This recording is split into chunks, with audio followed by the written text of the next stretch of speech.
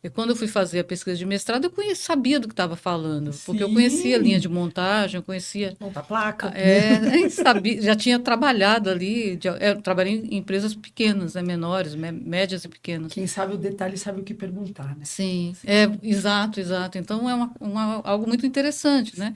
E uma outra coisa que na época eu não valorizei tanto, porque eu acho que tem a ver com maturidade mesmo, Sim. pessoal e acadêmica, né? Mas eu trabalhei boa parte do tempo em setores das empresas, das fábricas, com mulheres, né? E num primeiro momento isso não era um detalhe assim que chamava atenção, mas não era eu não via isso com tanto é, de forma tão profunda, né? A ponto de pesquisar, Exato. documentar. E aí, com os anos, você volta atrás e vai observando, né, como estão organizadas as hierarquias ali, né, que papel aquelas mulheres têm dentro das fábricas, né, as opressões que estão colocadas ali, as dificuldades que elas enfrentavam lá atrás. Então, essa junção da experiência fabril com eh, a vida acadêmica, né, com as pesquisas, ela deu, eu acho que dá uma boa coisa.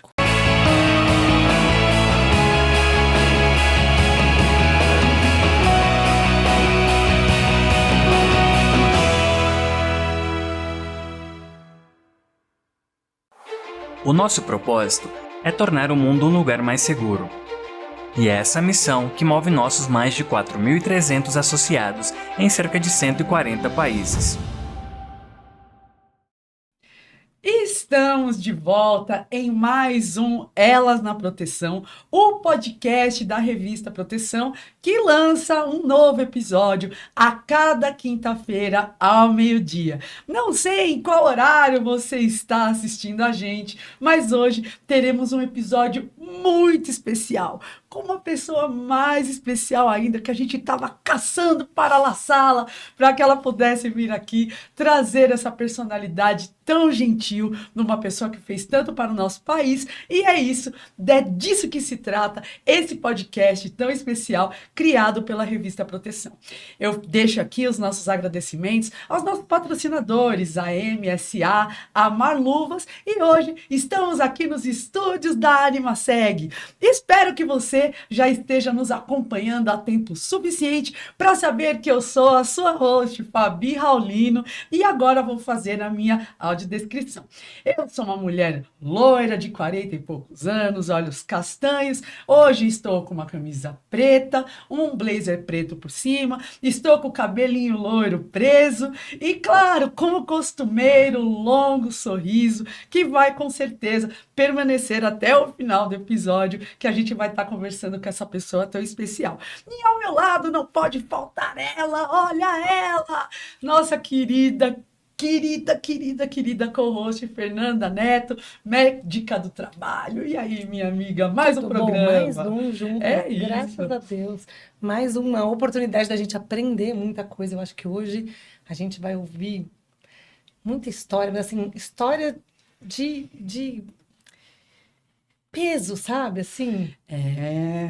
aquelas coisas marcantes que a gente estuda, lê, se Porque, interessa. além de uma grande professora, uma pessoa que já ensinou tantos mestres que nós conhecemos, é uma pessoa que sempre teve a coragem de Exato. documentar verdades que nunca foram Que ninguém ditas. quer falar, né? Que todo mundo vê, mas finge que não vê porque é mais Isso. cômodo. E sempre né? com uma eloquência, com um carinho, uma pessoa que tem esse sentido e propósito tão forte, que já mostrou muita questão de precarização do trabalho, questões voltadas até a gente, este ano, né? Falou e fala bastante sobre Fernanda Torres, Sim. falando sobre a época da ditadura, o livro, e até sobre isso ela já falou, trazendo questões importantíssimas do nosso país, salvando a gente, como tantas outras entrevistadas. A gente tem essa honra de trazer hoje para o Elas na Proteção, Lucy Brown. Muito Oi, meninas. bem-vinda, querida. E ela é de uma doçura, né? É. De uma coragem, de uma força, de uma doçura. Eu tô Caçamos ela. encantada. Essa daí foi caçada, mesmo. né? Ela que tem como uma grande amiga Maria Maeno, que também veio aqui, entrevistada, nossa querida. Fica nosso beijo para Maria Maena, que eu tenho certeza que vai assistir. Ô, Luz, querida, é um prazer recebê-la aqui. Prazer é meu. Estamos De fato, muito eu honrados. fui caçada. Dei um furo. É isso aí, Mas hoje eu jeito. Tá vendo? Não teve jeito. Teve uma vez que a gente ia gravar, ela, não posso não. Vai Não tem problema não, quando é que você pode? Né? A gente marcamos todo mundo para hoje, que hoje ela podia. Querida, primeiro a gente te recebe com o capacete da MSA, com a bota da Malu, os nossos patrocinadores, vai ganhar também essa caneca linda do Elas na Proteção. E aí a gente queria te pedir a gentileza de fazer a sua audiodescrição para a gente começar a nossa conversa. Eu sou uma mulher branca, de cabelo curto, cabelo castanho escuro, né? E com 58 anos, eu ia dizer os 50 e poucos também, né? 58 anos, que mais que eu preciso dizer? Eu sou baixinha, eu tenho 1,57 m, alguma coisa assim. Uma gigante de 1,50 m. Tenho também, não sou gorda, nem magra, tenho 58 quilos e... Enfim, eu acho que é isso. Olhos castanhos sim, também, né? Eu sempre omito uma parte minha, assim, espero. E eu fiquei tão empolgada que eu não fiz a minha audiodescrição. Não. Então, eu vou aproveitar o gancho, né? Fiquei falando de tanto que a gente olha, ouvir hoje. A fé que temos é que a galera já decorou, sabe? Será? Mas não custa. Bora fazer. Sabe por quê? Porque sempre tem gente nova vindo assistir nossos programas. É isso. E essas ainda não me conhecem. Então eu vou contar. A nossa meta esse ano é bater 50 mil. Vamos ver. Ora, então eu tenho que contar para todos eles que eu sou uma mulher branca, de cabelos castanhos escuros, né? Então já tá quase que Chanel, né? Eu costumo falar curto, mas ele cresceu tanto que ele já tá quase Chanel, tem um raspadinho assim, ó, do lado de rebeldia, um toque de rebeldia. 45 anos, óculos, 1,70 m. Eu hoje estou vestindo uma blusa meio creme, bege, sei lá, eu com um casaquinho preto, acessórios pratas, e estou aqui ansiosa para essa entrevista. Tanto ansiosa que esqueci de me autodescrever. É isso mesmo. Ela causa este grande impacto. Lúcia, querida, é um prazer recebê-la aqui, né? A gente está muito animada, porque realmente a gente sabe que sua agenda não é fácil. É uma pessoa que a cada ano que passa vai se envolvendo cada vez em mais e mais e mais projetos. Incansável, mulher imparável. Então, né, nós que temos uma raiz de nascimento similar, né, Pernambuco, eu brinco muito que pernambucano não sabe o que é preguiça, não sabe o que é parar, não sabe o que é dormir, a gente tem energia para fazer 1000 coisas ao mesmo tempo. Então, eu queria muito que a gente começasse com a sua história, você contando um pouco da sua trajetória, especialmente seu foco de estudo, seu foco de trabalho. Tá bem. Eu sou, como você diz, de Pernambuco, né? Nasci em Recife, já há bastante tempo, por uma casualidade, inclusive, porque meu pai era daqui de São Paulo e a minha mãe do Rio Grande do Sul. Mas eles escolheram morar em Recife e eu e meu irmão nascemos lá. Saí de lá com uns 17 anos, vim para São Paulo. Na época, tinha uma vontade de trabalhar em fábrica, né? Sou de família de classe média, né? Mas tinha um desejo de conhecer como que era o trabalho fabril. Então, olha só. Fui metalúrgica por um período. Trabalhei em linha de produção. Na época, eu tinha já o ensino médio completo, né? Como uma família de classe média. Mas as fábricas naquela época, na década de 80, não contratavam pessoas com ensino médio para trabalhar na produção, porque achavam que era muita escolaridade, né? Como mudam as coisas, né? Puxa. Hoje em dia, ensino médio já não serve para já nada. não, A gente conhece o exato. mestrado e doutorado e a gente parte daí, né? Muito legal saber. E desse aí histórico. eu dizia nas fichas de emprego que tinha até 8ª série só, que na época não tinha o 9º ano, só tinha 8, né? 8 anos, né? 8 anos. E aí assim eu consegui emprego em fábrica. Trabalhei na década de 80, o país vivia uma recessão, né, econômica, mas havia um certo boom de empresas de microeletrônica, de montagem de placas de circuito impresso, né, soldagem, e eu consegui emprego fazendo isso. Eu montava as placas e soldava, fazia isso o dia inteiro. E aí fiquei um período trabalhando nessas fábricas, depois o meu marido, na época, mudou para o Rio de Janeiro, porque ele era jornalista, foi trabalhar lá, eu fui para lá. trabalhei numa autopeça no Rio de Janeiro e depois voltei para São Paulo. Aí trabalhei em banco, fui bancária, e aí achei terrível trabalhar em banco e resolvi voltar para a fábrica. A fábrica é melhor que o banco. E aí fiquei mais um tempo numa fábrica química, trabalhando numa área, primeiro numa fábrica química num turno noturno e depois numa outra fábrica química que eles viam com bons olhos alguém com ensino médio. E aí, nessa segunda fábrica, eu trabalhei, fui monitora de ensino de matemática pelo Senai. Então, mas eu não tenho nada a ver com matemática, tá, gente? Minha área é ciências sociais. Aí, depois dessa experiência fabril, eu retomei o projeto de fazer a universidade, de cursar a universidade, né? Que eu tinha... Quando eu saí de Recife, eu tinha feito vestibular para a Universidade Federal um ano antes.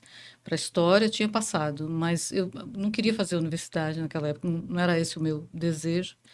E aí, depois dessa experiência fabril, eu fui fazer minha graduação aí em Ciências Sociais, e daí não parei mais. Fiz mestrado, primeiro fiz uma especialização em História, depois mestrado, depois doutorado, depois pós-doutorado, e aí, enfim. Seu mestrado e doutorado foram na Unicamp, né? Sim, Na Sociologia. fiz mestrado e doutorado na Unicamp. E pós-doc? O pós-doc, eu fiz um pós-doc na Unicamp e outro na Unifesp. Então, E sempre nessa linha, né, Lúcia? sempre na área das ciências sociais, né? Na Unicamp, as pesquisas sempre... Que assim, nessa área, mas... Nessa área ela é gigante, Ela é né? grande, sim, mas com um foco específico no mestrado e no doutorado, que era a sociologia do trabalho. Nesse segundo pós-doc na Unifesp, aí o foco se direcionou um pouco para também mundo do trabalho, também relações de trabalho, mas no contexto da ditadura brasileira, né?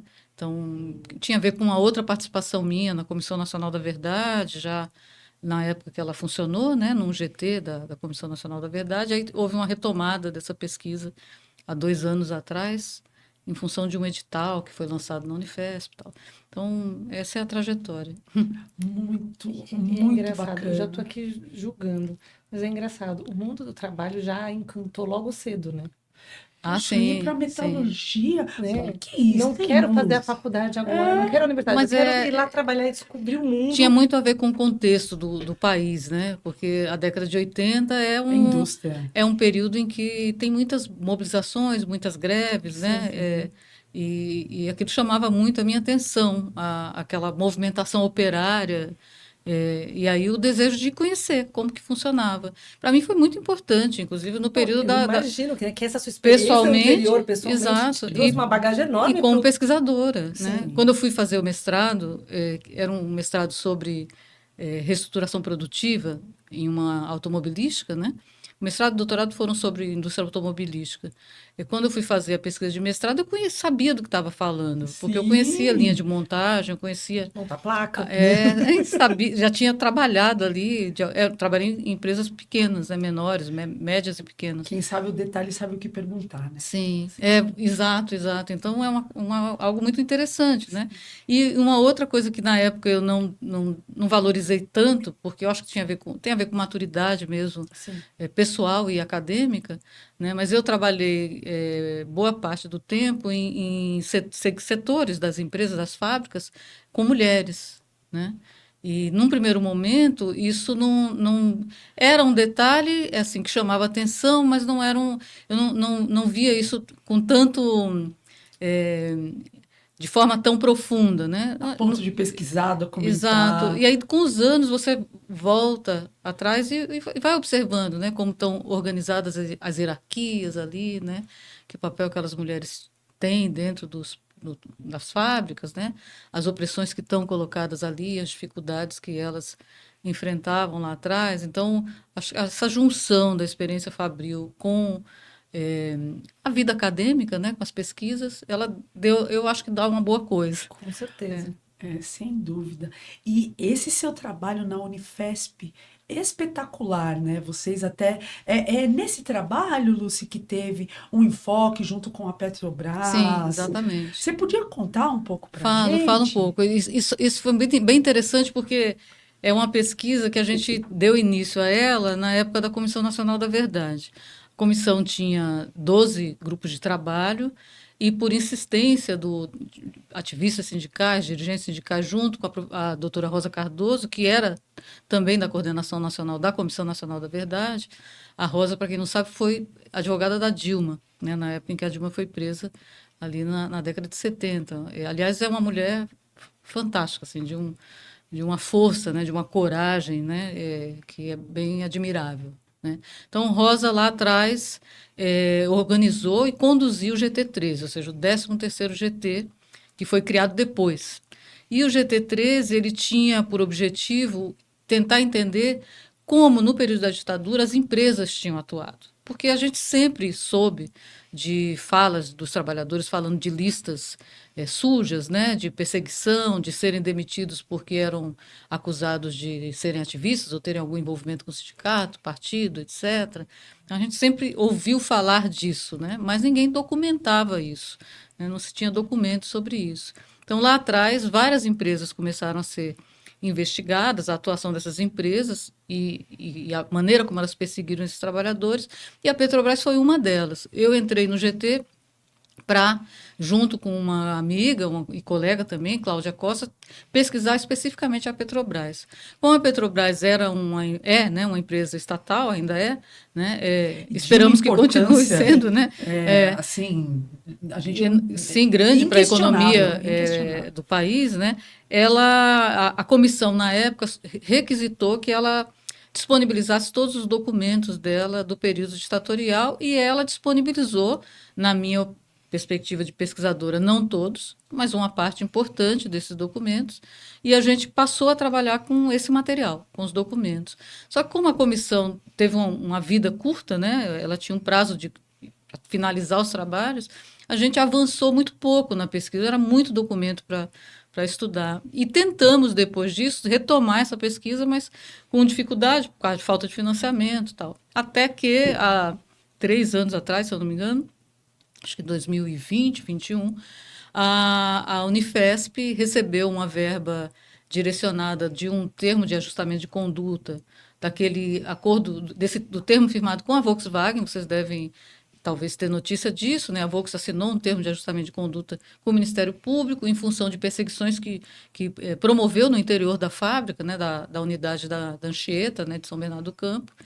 E em uma parte pequena desse valor, foi direcionado para a Universidade Federal de São Paulo para financiar 10 pesquisas sobre 10 empresas.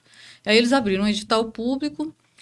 Uma das empresas selecionadas para ser investigadas era a Petrobras, pela importância dela, e a gente, na época, o pessoal veio atrás de mim, disse, vamos montar uma equipe e tal. Eu disse, vamos, né? Montamos uma equipe, construímos um projeto, participamos da seleção pública e conseguimos ser aprovados, né, na seleção, e aí passamos a retomar o desenvolvimento dessa pesquisa. E aí foi muito bacana, porque não era só eu e Claudinha, né, fazendo isso, era uma equipe que a gente era muito maior, a gente chegou a ter 8 pessoas na equipe pesquisando, uma equipe nacional com pesquisadores da Bahia, do Acre, Rio de Janeiro, né, São Paulo, e mergulhamos nos documentos, que gerou um relatório para o Ministério Público, Sim. porque esse era o objetivo da pesquisa. Tem um inquérito aberto e um livro, né, que a gente lançou ano passado. O livro, a gente teve, né, conhecimento dele a respeito do seu Instagram. Então, né, eu quase lá, não uso, né? Nossa, mas serve, tá vendo como serve? Tava lá, e aí a gente se informou sobre ele primeiro. Estou chocada em relação ao número de pesquisadores, porque 8 pesquisadores para fazer um trabalho. Uma loucura. Que loucura, porque o trabalho de vocês, além de ser uma pesquisa documental, de ir atrás de detalhe, né? e assim, pegar nuances, né? Sim. Porque é um trabalho muito comparativo, é um documento que lê no outro, aquilo que o documento não traz, né? Exatamente. Mas o que impressionou foi o rigor científico. Tem um rigor científico, assim, inquestionável, e em uma equipe tão pequena, poder fazer um trabalho tão grande num curto período, né? Era uma equipe pequena, mas, assim, muito comprometida e muito qualificada, né? todo mundo ali tinha uma qualificação mesmo, como Sim. professor, como acadêmico. Ô, Lúcia, e sabe que foi aí que você me quebrou um pouquinho? Ah, Porque eu ia começar a nossa conversa falando nessa, daí nasceu para ser professora, né? Nasceu para ser pesquisadora, porque os seus artigos, a sua linha de raciocínio, para trazer para a gente uma narrativa que faz a gente ler seus artigos e, tá, eu entendi, e são assuntos de altíssima complexidade. Exato. Quando é coisa escrita por ti, eu já fico mais na paz, sabe? Que tem coisa que a gente abandona, né? Que não dá. vou. Mas você tem realmente esse dom da didática, da escolha, de como você pega a gente pela mão e uma pessoa que está dentro da área ou fora consegue entender o valor que aquilo ali está eu passando. gosto muito de escrever, mas eu tenho muita dificuldade de escrever também. Não é um negócio fácil para mim, não. Então, assim, Olha que surpreendente. eu gosto bastante. Eu gosto de lapidar o texto, mas isso assim, eu demoro muito fazendo isso. Então, eu leio, quando eu escrevo alguma coisa, um artigo, eu leio ele Ô, Lu, muitas vezes até ele chegar a uma versão final que eu julgo que está clara, porque aí tem a ver com um compromisso que eu acho que a gente na academia tem que ter, de que a gente não escreve para nós mesmos, a gente tem que escrever para os outros, né? E se é um artigo muito hermético, muito uma linguagem muito inacessível, você Você não alcança não quem você quer alcançar. E uma das coisas muito prazerosas para mim foi quando eu terminei a dissertação de mestrado e ela rodou dentro da Volkswagen, que era sobre a Volkswagen, com parte dos trabalhadores lendo e comentando, né? Isso para mim foi muito importante no sentido de que era para eles, né? Não era uma pesquisa para mim, né? Era uma pesquisa que tentava entender como que tinha acontecido os processos de reestruturação produtiva lá e como isso tinha impactado eles. Então, esse exercício eu acho que a gente tem que fazer, mas não é fácil de fazer, não. Ô, Lúcia, eu tô no doutorado, tô na reta final agora. Eu tava precisando escutar isso, que eu tava escrevendo pra mim. Eu preciso voltar lá, que eu tenho certeza Manda que não que eu era leio, manda que eu nesse leio. caminho que eu tava indo, sabe? E aí, né, já pegando esse trechinho de apresentação dessa mulher extraordinária, vamos chamar aqui agora um quadro chamado Conta Pra Gente. Que afinal, nessa trajetória extraordinária dessa professora, pesquisadora, essa pessoa que trouxe tanto valor para o nosso país e pôde falar no lugar das pessoas que não conseguiam falar. Então, junto com outras pessoas, com muito rigor acadêmico, muito rigor científico, ela trouxe essas publicações tão extraordinárias. Mas vamos chamar aqui o Conta Pra Gente, que esse quadro onde Lúcia vai escolher algum caso para nos contar dessa vida, dessa trajetória dela, né, Fê? Sim. Alguma coisa marcante na sua história. Não precisa ser nenhum caso diferente, engraçado, algo que possa ter te marcado, alguma coisa que passou ali. Enfim, E que né, possa contar também, né, que possa tornar então, público. nesse Para que a gente... processo todo, muitas coisas vão marcando a gente, né? É, Então, acho que posso falar de duas situações. Eu vou chamar a vinhetinha do Ah, tá. Tan, tararam. Vamos chamar aqui agora a vinheta do Conta Pra Gente.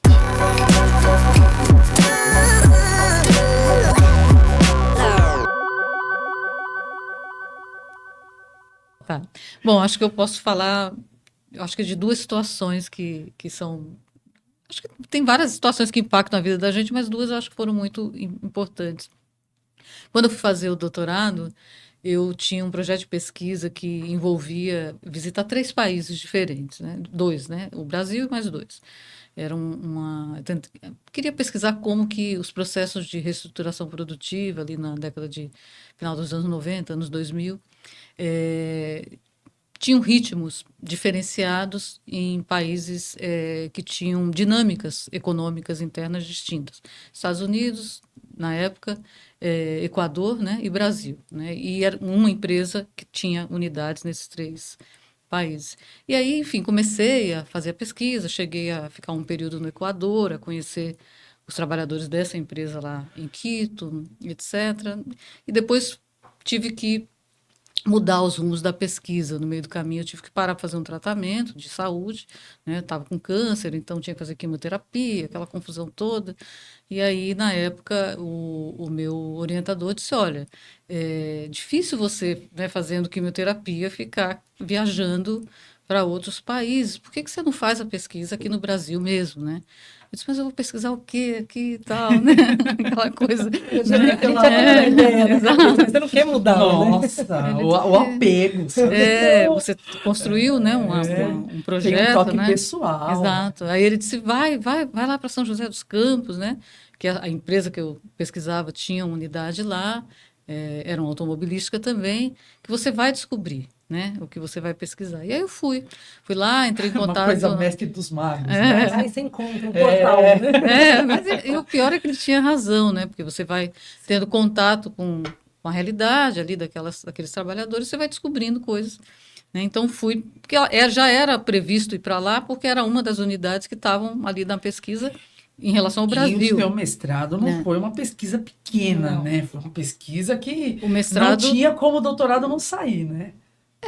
enfim, né, é meio decorrência no meio acadêmico, né? Você faz mestrado, né? Se você vai ter carreira acadêmica, você vai fazer doutorado.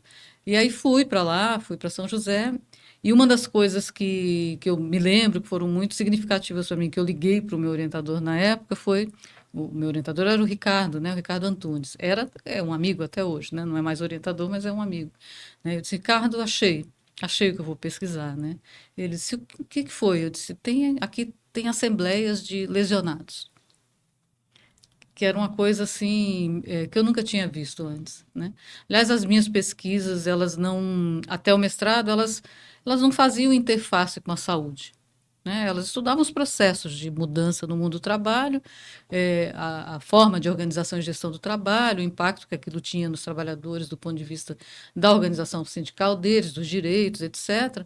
Mas essa dimensão da saúde, ela não estava presente no mestrado. Ela passa a estar presente nas pesquisas a partir desse episódio, né? Quando eu chego e vejo que aqueles trabalhadores não estavam fazendo uma assembleia na rua porque não cabiam dentro do salão do sindicato, de tantas pessoas que eram, né? E aí eu liguei para ele e disse, olha, tem algo aqui acontecendo que é muito assim inédito para mim, né? Aqui acontecem assembleias de pessoas que se dizem lesionadas. E aí isso passou a ser o foco da pesquisa, ou seja, como que os processos de reorganização do trabalho e de gestão do trabalho tinham um potencial adoecedor sobre esses trabalhadores, né?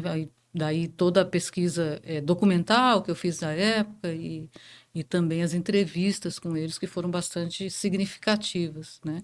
Não eram só, eles não tinham desenvolvido só Lerdort, como a gente sabe, acho que Maria deve ter falado aqui, né? Mas o desenvolvimento da Lerdort vinha acompanhado de um sofrimento psíquico, né? E alguns com depressão, com ideação suicida, né? Então tinham situações muito significativas ali e que me tocaram muito na época. Então eu acho que essa é uma história para mim muito importante porque ela dá uma virada na minha vida acadêmica e nos temas que eu abordo na academia. A outra são as experiências com esses trabalhadores que a gente entrevistou recentemente na pesquisa sobre a Petrobras. Nós conseguimos entrevistar gente que vivenciou o período do golpe de 64, já bastante idosos, mas um pessoal muito bacana, que ressignificou, inclusive, esse período de sofrimento, se organizando junto, né, construindo as associações de anistiados, né? Então, eles estão ativos até hoje, né? E as histórias que eles contaram para a gente desse período, né? Elas eram tão impactantes que a equipe, em um determinado momento, parou para receber uma psicanalista, né, para poder conversar com a equipe sobre os relatos de tortura que eles contavam para a gente, né, situações vivenciadas. A questão da pesquisação, né? A gente é transformado por aquilo, é tocado. Exatamente. Ou seja, o que eles tinham vivenciado dentro do local de trabalho, depois presos em quartéis, na Bahia ou em outros locais, né? Ou seja, e mais, até o processo de eles contarem para a gente, muitas vezes, contarem situações que eles mesmos não reconheciam como tortura, né, e que depois, ao relatarem, passam a entender que o que eles tinham vivenciado era uma situação de tortura, né, uma tortura psicológica, né, muito intensa naquele período. Então, foi muito assim, esse contato com as pessoas, né, ela é sempre muito significativo, né, é bom para a pesquisa, né, porque dá vida à pesquisa, mas também incide muito no que a gente é, né? Na Exato, vida. na vida da porque gente. todos nós, todas as pessoas que estão trabalhando, estão vivendo, tiveram mães, pais, avós, avós, vizinhos, onde há um silêncio, onde há um olhar afastado, onde há uma vivência histórica que levou aquele resultado, né? Eu falei muito a respeito do filme Ainda Estou Aqui, né? Que levou ao Globo de Ouro para Fernanda Torres, porque muitas vezes o entretenimento, a mídia, acaba tendo que trazer para a gente essas narrativas de volta, senão elas se perdem. Sim. Então, hoje, ainda mais com as gerações mais novas, que têm acesso a tantos outros tipos de mídias e canais de informação, dar uma pausa e trazer esse contexto que é real, que transformou Não é tão tudo. distante, né? Não é, E não é. Não é e nunca foi resolvido, né? E nunca, Sim. exato. Essa é a questão, né? Exato. O Brasil não discutiu a ditadura, né? Não discutiu em nenhum aspecto, na participação dos militares, a participação das empresas, né? Enfim, não foi discutido, né? E esse não é um processo que atinge somente um grupo específico que fez uma oposição mais direta, né, à ditadura, né, como se costuma pensar, né? Eu ia falar como é Atinge todo o mundo, pensamento global, né? Atingiu aquelas pessoas e nada tem a ver comigo. Não é isso. Atinge a sociedade como um todo, né? Marca a vida de todo mundo, alguns, evidentemente, mais, né? Mas não é algo que fique para trás. Uma coisa que me impactou muito, pensando em situações vividas, que nesse período que a gente estava pesquisando sobre a Petrobras, a equipe de pesquisa foi para Buenos Aires participar de um seminário, né? A gente dialogou muito com os pesquisadores argentinos, porque eles têm muita experiência nesse tipo de pesquisa, então chegamos aí para lá, acho que no segundo ano de pesquisa, fomos todos para Buenos Aires para participar de um seminário, e eu lembro num dia de sair do hotel, olhar para o chão e na calçada ter uma plaquinha presa na calçada, cimentada na calçada, dizendo aqui, fulano de tal foi sequestrado no dia tal pela ditadura do governo tal, do militar, né? Essa ideia de uma sociedade que alimenta a sua memória, né, que registra ela, né, que é algo fundamental para que se de fato ser efetivo, aquela ideia de através do tempo, que nunca mais aconteça, né? Ou nunca mais aconteça, pressupõe que a memória sobre aquele momento histórico esteja viva, né? Na Argentina há, e isso ainda que isso esteja sendo, esse tipo de política de memória esteja sendo bastante atacada agora com o atual governo, né? Mas isso é muito forte na Argentina, no Chile e no Brasil não existe. Não. E né? Absolutamente não existe. quando tem essa questão arquitetônica, estou aqui e me deparo, não fui eu que busquei. Está ali, né? Porque... eu faço doutorado na PUC, né? Na PUC de São Paulo. Na comunicação, Fabi? Não. Embora a minha orientadora seja da comunicação, minha orientadora é Lúcia Santaella. Tá. Nossa, Santaella, da semiótica. Pois é, pois é. E é assim a minha rainha, sabe? Santaella, para mim, eu a respiro todos os dias. Ela mudou minha vida, posso nem falar. Mas realmente é uma pessoa que me transformou, embora o meu doutorado seja em inteligência artificial. Então, é um programa de tecnologias da inteligência e design digital. Mas é na parte de cognição, aprendizagem na era digital, como a nossa cognição ela está se moldando para a gente hoje em dia não separar mais, não ter o divórcio entre humano, máquina, natureza, propósitos, não ter... É uma visão pós-modernista, né? E na PUC Monte Alegre, embora o campus que eu estude seja no Consolação, na Monte Alegre tem uma placa que aqui tal reitora em determinado momento não deixou os militares entrarem para fazer determinada coisa. E está lá a placa. E a PUC da Monte Alegre ela tem muito esse posicionamento histórico. Né? Ela um espaço, né, onde ocorreram vários enfrentamentos. Isso, né? Muito. E, Lúcia, como estar em contato com isso nos desperta alertas para a gente buscar conhecer mais, né? E tomar cuidado com desenhos atuais, desenhos para o futuro, para a gente se proteger em relação ao que pode acontecer como sociedade, que possa gerar esse tipo de violência. Porque nós temos até hoje muitas outras violências, inclusive assim, veladas, como trabalho análogo escravo, né? Uma altíssima precarização do trabalho, que é uma violência. É uma violência, exatamente. Né? E é a sua frente de trabalho, de pesquisa mais forte. Exato. Eu acho que duas coisas interessantes, né? A primeira é essa ideia de que a memória da gente precisa de suportes, né? Quando você olha uma fotografia, quando você guarda um papelzinho de um restaurante que você foi um dia, né? Um guardanapo, né? Que você foi e guardou para lembrar aquele momento, né? De um, sei lá, um adereço que era da sua avó ou de alguém que te deu e que você gosta, ou seja, a memória precisa desses suportes, né? Quando a gente está pensando na memória de um povo, de um país, né?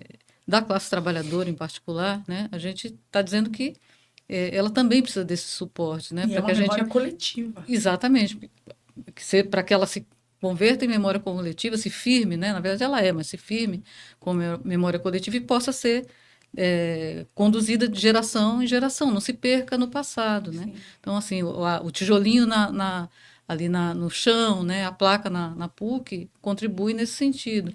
Eu tenho vontade, quando eu passo nos lugares, de pôr placa em tudo. Aqui aconteceu tal greve, aqui aconteceu tal situação, aqui, né? Como uma forma da gente... essa é a possibilidade do que não se repita, né? Sem isso, as coisas tendem a ficar para trás e a se repetirem.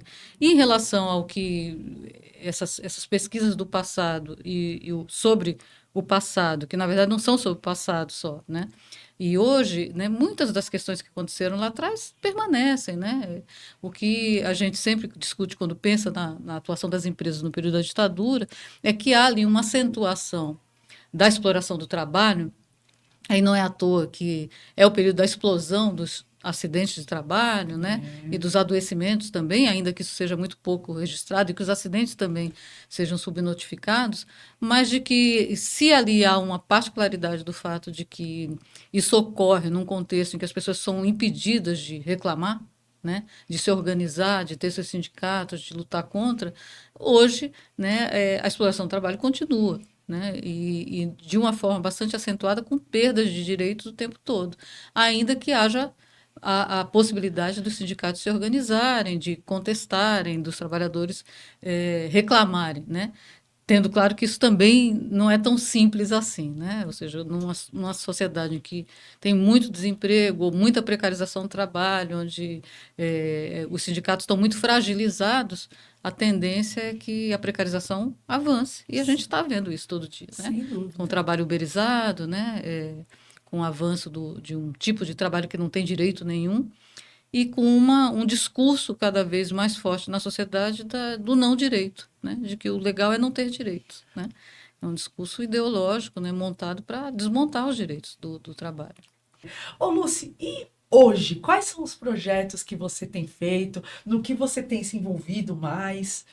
Hoje, nesse momento, sou professora da Universidade Federal do Acre, né? Tenho uma inserção na Universidade Federal do ABC, no programa de pós-graduação lá, mas estou cedida para a Fundacentro. Então, estou trabalhando na Fundacentro desde o ano passado, se eu não me engano, desde maio do ano passado. Eu perdi um pouco a noção do tempo. E lá na Fundacentro a gente tem desenvolvido, está em processo de desenvolvimento de alguns projetos, né? Um projeto que está de solicitação do Ministério das Mulheres sobre o trabalho das mulheres. Eu estou construindo um projeto de pesquisa em torno disso, que é entender como que se dá esse processo das mulheres em comunidades.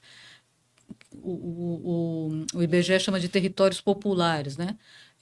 Favelas e comunidades urbanas, né? Usa essa nomenclatura e às vezes usa a expressão territórios populares. Então, estou montando um projeto nesse sentido, né? Eu Que entendo. bacana, Muito Lúcia. interessante. É, Tô aqui. estou bem animada com isso. Ainda mais com a nossa bem animada, temática, né? porque há ali assim, nas comunidades, nesses territórios populares, né, há indicadores de desigualdade social bastante significativos, né?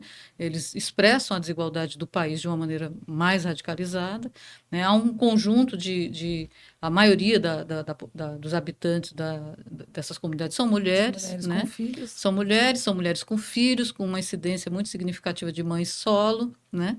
E que desenvolvem atividades remuneradas todos os dias, mas muitas vezes em situações muito precárias, né? Então, a ideia é entender como que se dá, o foco da pesquisa é observar isso dentro da comunidade, ou seja, a comunidade ela desenvolve uma economia local, né, como qualquer outro território, Sim. bairro, né, como que essas mulheres participam dessa economia local e que tipo de atividades elas desenvolvem, né? A gente quer entender como que se dá esse processo. Claro que a maior parte, a gente já tem indicadores em relação a isso, né? O IBGE produz indicadores em relação a isso. A maior parte exerce atividade informalizada, né? Mas a gente quer entender exatamente quais atividades e como elas são desenvolvidas e como essas atividades se sobrepõem a uma outra atividade não remunerada, que são as atividades de reprodução social da família, né? As atividades de cuidado, que, no geral, sobrecarregam essas mulheres, Sim. né, e que não são deixadas de lado, né? Então, como que uma atividade informalizada, remunerada no interior de um território popular, para usar a expressão do IBGE, né, como que ela se articula a essa outra atividade também muito presente na vida dessas mulheres e que repercussão isso pode ter nas situações de saúde dessas Sim. mulheres. Então, a pesquisa está um pouco organizada em cima dessa Muito lógica Eu já aí. tô legal. curiosa. Também tô. Nossa, Vejo a hora muito. de ir para campo fazer isso. Sim. Puxa, É. no doutorado, Lucy, eu li muito sobre o Manifesto Ciborgue de Donna Haraway, Sim. né? Que ela fala que a gente precisa de uma releitura do feminismo, porque quando a gente mira um determinado feminismo, a gente deixa de fora muita gente. Então, é um contexto sempre multivariado que a gente precisa. Ela, claro, ela traz essa questão do Manifesto Ciborgue, que ela fala, a gente tem que ser ciborgue, porque é um conjunto de várias partes onde a gente foge das dicotomias, né? E aí, estudando um pouco mais sobre o Manifesto Ciborgue, lá na PUC trouxeram um pesquisador do Instituto McLuhan, que ele começou a ver trabalhos precarizados relacionados à era digital. Sim, sem Fazenda dúvida. de clique. Exato. Então, o pessoal que ganha por clique, ganha por Sim. comentário em rede social. O GC são vídeos que uma pessoa pega um produto e ela faz um vídeo como se ela utilizasse aquele produto e isso é vendido como propaganda, Sim. sabe? Então parece que é uma pessoa comum usando, amando aquele produto, mas na verdade é o GC. E é uma prática... Sim, a ideia do projeto, dos braços dele, né? Porque existem atividades tradicionalmente desenvolvidas nesses territórios, Já imagina, né? A boleira, o salgadinho. Boleira, chocolateira, Exato. Mas tem costureira, coisas muito Cuidadora. novas. A minha cuidadora. curiosidade é as coisas novas que devem aparecer. Mães crecheiras, né? Tem Sim. bastante, né? Uma recebe remuneração para ficar com a filha da outra enquanto a outra vai trabalhar. Essas são atividades muito tradicionais que interessa a gente, Sim. né? Identificar, entender, mas isso seria incompleto se a gente não também tivesse como objetivo entender como as tecnologias digitais estão ali também atuando nesse território e nessas atividades remuneradas. E aí tem, desde os exemplos que você deu, Fabi, né, há coisas, às vezes, que as pessoas não entendem como parte do trabalho digital, que é usar as redes sociais para vender produtos, né? Isso deve ser muito comum, né? muito.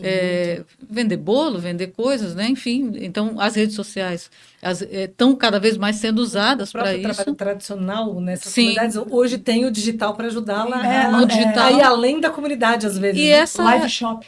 e essa parte do trabalho digital extremamente precarizado, que é feito no ambiente doméstico, né, são as fazendas de clique, né, produção de vídeos, edição de vídeos para vender para plataformas, né, então, e certamente a gente vai encontrar isso também, né? Então, é uma parte invisibilizada ainda do chamado trabalho uberizado, né? Que se usa essa expressão porque em função do papel simbólico de uma determinada corporação, mas que não tem a ver só com ela, né? Tem a ver com uma tendência no mundo do trabalho, né? Bem, caminhando para o final, afinal estamos, olha, passamos um pouquinho do horário e sabemos que ela ainda tem que se deslocar, porque ainda tem muita coisa para fazer pós-programa. Primeiro fica o nosso agradecimento, que agradeço. Lucy, pela sua generosidade, gentileza, por essa calma, por esse trabalho tão sério, né, como pesquisadora, trazendo essa visão, essa lente tão necessária para a gente que trabalha na saúde e segurança do trabalho. Torcemos ainda para saber muito mais sobre você, sua a pesquisa. Queremos né? a pesquisa aqui depois. Queremos Zélia e Maria Maena. Quem sabe a gente Já traz as pensou? duas, Põe né? as duas um biscoitinho, Seria café, ótimo. e a gente fica só assistindo. É isso, deixa as duas conversando, contando os causos aqui. Vamos chamar agora a vinheta final, onde ela deixa os seus ensinamentos finais, uma palavra para inspirar você que nos assistiu até agora, no quadro Ela Me Inspira, onde Lucy Brown vai trazer para a gente a sua fala final, para a gente fechar o nosso programa de hoje. Vamos chamar aí o Ela Me Inspira.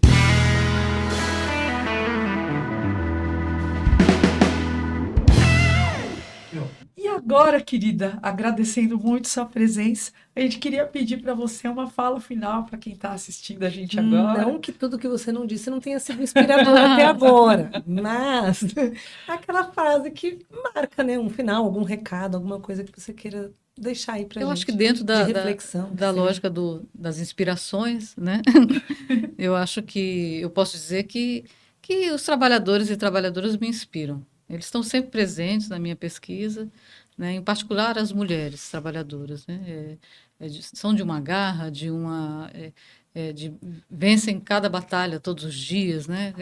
Com uma sobrecarga de trabalho impressionante, dando conta de múltiplas coisas, né? O que não é bom, né? A gente acaba falando disso como algo bom, né? De dar conta de muitas coisas, mas na verdade não, né?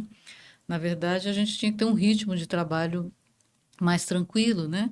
Poder viver a vida de outra forma que não fosse só trabalho, né? O trabalho pode ter um sentido muito significativo na vida de algumas pessoas. Eu diria que para a maioria não. Para a maioria é sacrifício e sofrimento, né? Mas para alguns sim tem um sentido. Mas a vida não pode se resumir ao trabalho, né? Essa é uma questão importante, né? Precisamos trabalhar menos, né? É necessário se reduzir a jornada de trabalho e ter mais tempo para a solidariedade, né? Para o companheirismo, né? Para restituir os laços coletivos da sociedade. Eu acho que isso é algo importante. Ai, que coisa mais linda! E né, com essas palavras incríveis finais que a gente encerra a nossa entrevista aqui no Elas na Proteção com Lucy Brown.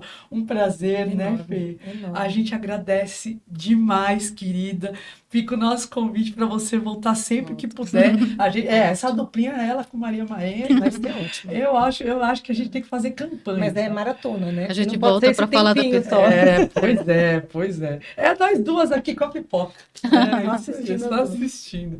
E para você que nos assiste toda quinta-feira, ou que tem lá o seu momento para resgatar este episódio que sai toda quinta-feira, meio-dia, no canal na Revista Proteção, fica o nosso agradecimento. Agradecemos a MSA, a Marluvas, já entregamos aqui o capacete, a botinha para nossa querida Lucy, junto com a caneca, né? E fica o nosso agradecimento não só aos nossos patrocinadores, mas também aos estúdios da AnimaSeg, onde a gente está gravando esse programa, e a Revista Proteção. E claro, você que está nos assistindo, deixa a sua curtida, compartilhe, comente, porque qualquer ação que você tiver em relação a esse vídeo, ele vai ser entregue para mais e mais e mais pessoas, para a gente continuar esse sucesso absoluto que é o Elas na Proteção. A gente se vê na próxima quinta-feira, meio-dia, com mais um programa que vai trazer uma mulher extraordinária da área da saúde e segurança, para você saber um pouco mais sobre essas histórias que saem do invisível para entrar aí na sua casa, no seu trabalho, onde quer que você esteja assistindo. A gente se vê na próxima quinta-feira, meio-dia, no Elas na Proteção.